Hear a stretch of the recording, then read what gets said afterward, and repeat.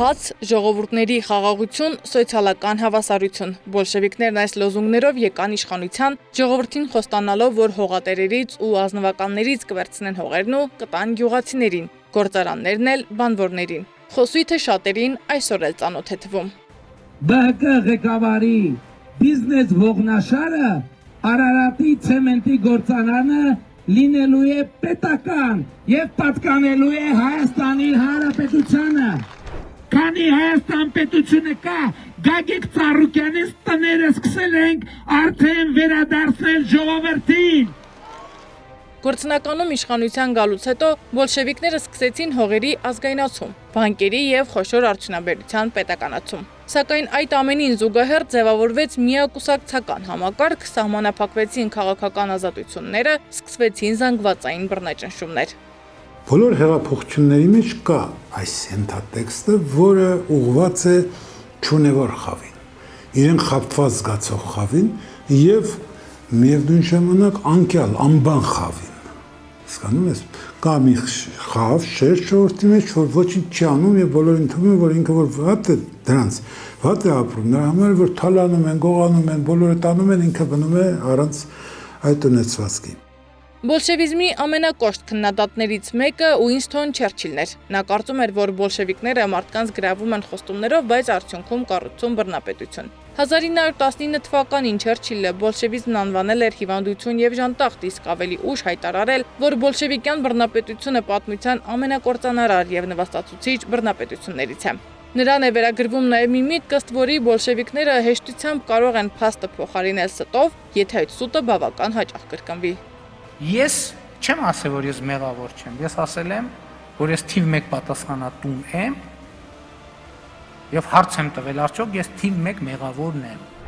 Ես այս ամբիոնից տասնյակ անգամ եմ հայտարարել, որ ամեն ինչի մեղավորն էլ պատասխանատուն էլ ես եմ։ Մասնագետները երբեմն բոլշևիկյան հեղափոխության խոսույթը համեմատում են Նիկոլ Փաշինյանի հայտարարությունների հետ, հատկապես այն դեպքում, երբ հնչում են կոշտ արտահայտություններ հարուստների, նախկին իշխանությունների կամ էլիտաների հասցեին։ Այո, բոլշևիկները նույնպես եկան, նրանք ավելի արմատական էին։ Կալվածատերերից հողը պետք է վերցնենք, տանք գյուղացիներին եւ կապիտալիստներից էլ գործարանները վերցնենք, տանք բանվորին։ Նրանց կարգախոսը շատ պարզ էր։ Հողը գյուղացուն, գործարանը բանվորին։ Հասկանալի է։ Այդպիսի խնդիր էին լուծում, սոցիալական արդարության խնդիր, որը ի վերջո ավարտվեց, ինչպես մենք գիտենք, ամենամեծ սոցիալական անարդարության դրսևորումներով եւ այդ համակարգի փլուզումով։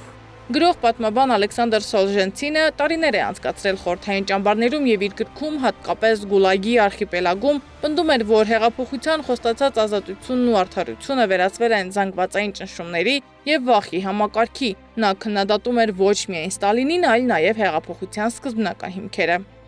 Հիմա էլ եմ սպառնում եմ, ասում եմ սատկացնելու է։ Ալվերդյանն ասում է, գործող իշխանությունը նեոբոլշևիկյան է, իր խոսքերն ապացուցելու համար նշում է, նա ոչ միայն սուտ խոստումներ է տվել սոցիալական արդարության մասին, այլ նաև ստիպել է, որ հասարակությունը պառակտվի ու մարդիկ ատեն իրար։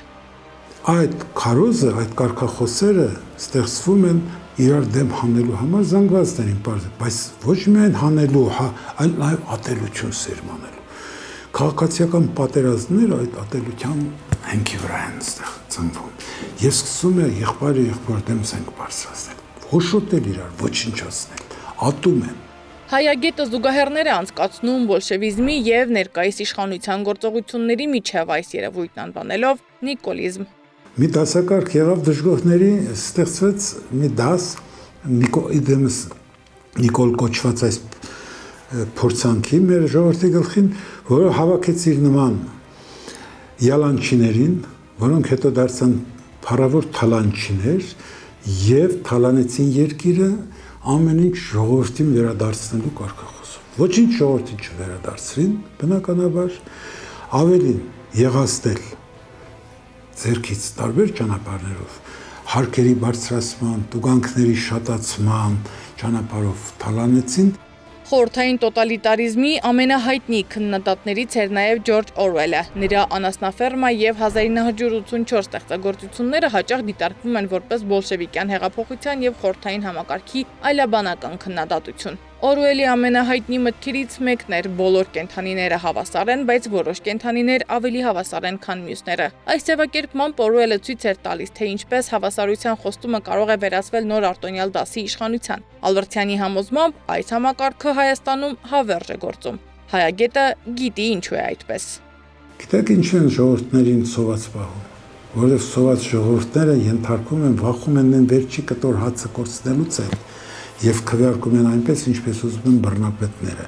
Հեղափոխությունները սովորաբար սկսվում են գեղեցիկ խոստումներով՝ արդարություն, հավասարություն, ժողովրդի իշխանություն։ Սակայն պատմությունը ցույց է տալիս, որ երբեմն այդ խոստումների ճանապարհը կարող է ավարտվել բոլորովին այլ իրականությամբ։ Փորձագետների համոզմամբ հենց այդ պատճառով էլ բոլշևիզմի մասին քննարկումները շարունակում են արդիական մնալ նաև այսօր, երբ քարոզարշավի ժամանակ հայտարարվում է, թե իբր երեխաների հեղափոխություն է սպասվում։